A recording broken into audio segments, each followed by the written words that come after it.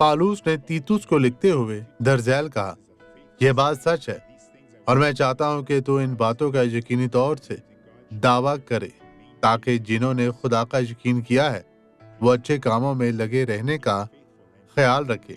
ये बातें भली और आदमियों के वास्ते फ़ायदा मंद है। ऐसा करें, कलाम की मुनादी करें, वो वफादार है और वो इस शख्स को कायल करेगा।